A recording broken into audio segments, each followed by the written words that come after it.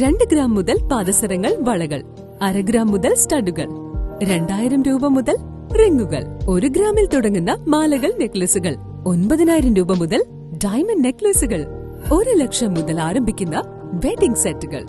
കൂടാതെ നിങ്ങളുടെ പഴയ സ്വർണത്തിന് ഏറ്റവും ഉയർന്ന മൂല്യവും.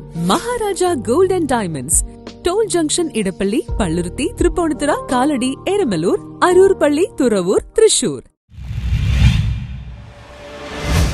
MES കൊച്ചി താലൂക്ക് കമ്മിറ്റിയും കൊച്ചി കോളേജും സംയുക്തമായി സംഘടിപ്പിച്ച merit award 2024 KJ maxi MLA ഉദ്ഘാടനം ചെയ്തു. MES കൊച്ചി താലൂക്ക് കമ്മിറ്റിയുടെയും MES കൊച്ചി കോളേജിന്റെയും നേതൃത്വത്തിൽ മെറിറ്റ് അവാർഡ് 2024 MES കൊച്ചി കോളേജിൽ സംഘടിപ്പിച്ചു. അവാർഡ് വിതരണം KJ മാക്സി MLA ഉദ്ഘാടനം ചെയ്തു.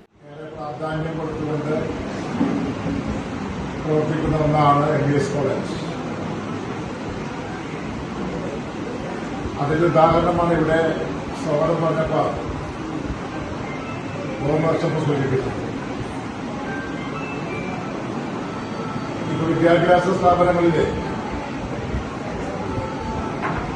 മാനേജ്മെന്റ് സീറ്റിന്റെ സ്ഥിതി എന്താ?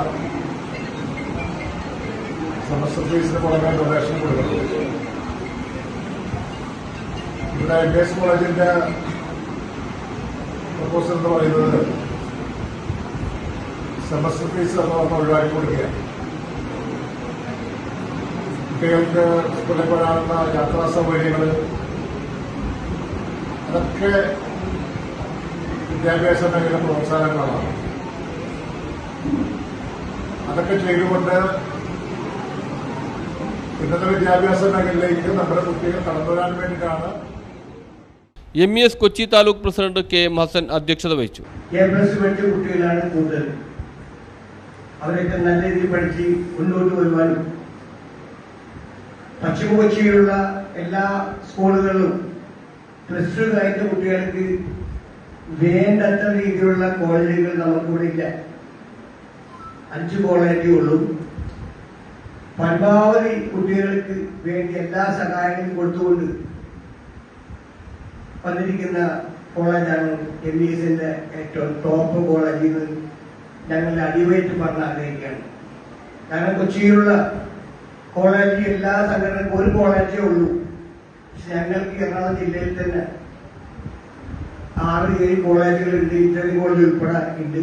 അവിടെയൊക്കെ നല്ല രീതിയിൽ 1000-2000 പിള്ളേര് പഠിക്കുന്ന കോളേജുകളെല്ലാം തന്നെ അത്രയും സൗകര്യമുള്ള ക്യാമ്പസും അത്രയും സൗകര്യമുള്ള പഠിപ്പും അത്ര സഹായങ്ങളും.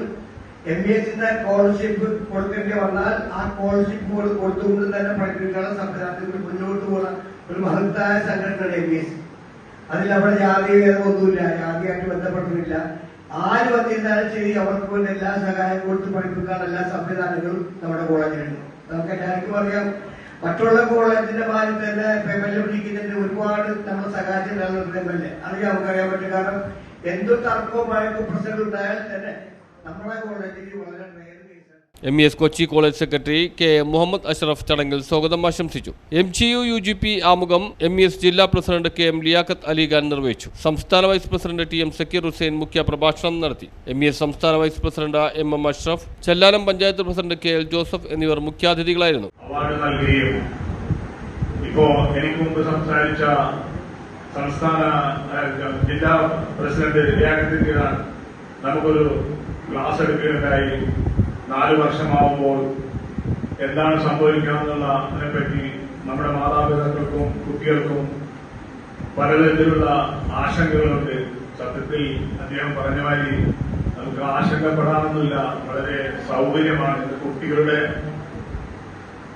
ആവശ്യങ്ങൾക്കനുസരിച്ചാണ് ഗവൺമെന്റ് എല്ലാ സിലബസുകളും ഉണ്ടാക്കിയിരിക്കുന്നത്. അതുകൊണ്ട് വളരെ ഈസിയായിട്ട് വിദ്യാഭ്യാസം പൂർത്തീകരിക്കാനും വിദേശത്തും മറ്റും പോകാനുള്ള എല്ലാവിധ സൗകര്യങ്ങളോടുകൂടിയുള്ള ഒരു സംവിധാനമാണ് ഉണ്ടാക്കിയിട്ടുള്ളത്. തീർച്ചയായിട്ടും ഈ വിദ്യാഭ്യാസ സമ്പ്രദായം നല്ല രീതിയിൽ കൊണ്ടുപോകാൻ സാധിക്കുമെന്നുള്ളതാണ്.